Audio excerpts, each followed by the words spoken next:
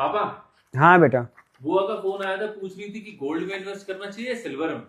बेटा तुम्हारी बुआ को अगर मेटल में इन्वेस्ट करना है ना, तो गोल्ड और सिल्वर से भी बेटर इन्वेस्टमेंट है आजकल कॉपर, क्योंकि इन्वेस्टमेंट हमेशा फ्यूचरिस्टिक एसेट में करना चाहिए। आजकल किसी भी कंट्री का ब्राइट फ्यूचर उसके 3 इंपॉर्टेंट पिलर्स पे टिका हुआ है। Number 1 AI, number 2 green energy and number 3 national security.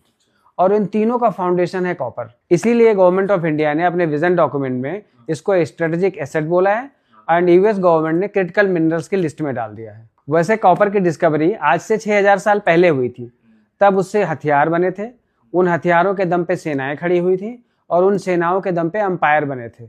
मतलब ये भी कह सकते हैं कि ह्यूमन सिविलाइजेशन फ्लोरिश हुआ था कॉपर की वजह से। पर आज जब दुनिया नए डिजिटल एज की तरफ जा रही है, जो कि AI, data centres and robotics पे बेस्ड होगी, तो एक बार फिर से कॉपर ही इस नई इकोनॉमी की भी रीढ़ की हड्डी बनेगा। अब सवाल यह है कि कॉपर की डिमांड बढ़ कैसे रही है, तो उसके कुछ एग्जांपल्स हैं।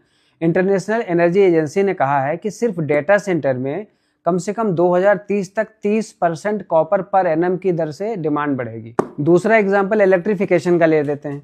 जब कोयले से बिजली बनती थी तो इलेक्ट्रिसिटी ग्रिड बनाने में जितना कॉपर लगता था, अगर उतनी ही बिजली सोलर और विंड से बनाई जाए तो उतनी ही बिजली बनाने में 12 गुना ज्यादा कॉपर लगेगा। अब जरा सप्लाई साइड की बात करते हैं। 1990 के दशक में एक साल में 15 से 16 नई कॉपर माइंस की डिस्कवरी होती थी, जो अब एक साल में 1 से 2 ही हो पाती है। एक कॉपर माइन को डिस्कवरी के बाद प्रोडक्शन लेवल तक आने में 16 से 17 साल लगते हैं। अब चिली और पेरू, जहां दुनिया के सबसे ज्यादा कॉपर माइंस हैं, उनके माइन से निकलने वाले कॉपर की क्वालिटी 50% गिर गई है। दुनिया की सबसे बड़ी कॉपर माइन थी इंडोनेशिया में, जिसका नाम था ग्रेसबर्ग। वो पूरी दुनिया को कॉपर सप्लाई करती थी, पर वहां पे इतने भयंकर ज्योग्राफिकल डिसरप्शंस हुए कि वो कॉपर माइन ही बंद हुई पड़ी है। डिमांड और सप्लाई के इस मिसमैच के कारण ही पिछले कुछ दिनों से कॉपर के प्राइसेस लगातार बढ़ रहे हैं। पर प्राइस ऑल टाइम हाई पे चला गया तो इसका मतलब ये नहीं कि कॉपर की कहानी अभी खत्म हो गई है।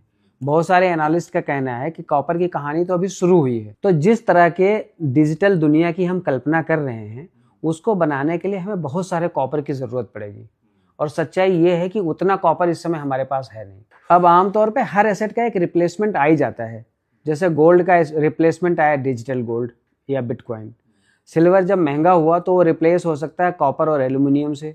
बट कॉपर का रिप्लेसमेंट ना 6000 साल पहले कोई था ना आज है। तो इसीलिए दुनिया आजकल कॉपर को सस्ते तांबे की तरह नहीं बल्कि रेड गोल्ड की तरह देख रही है।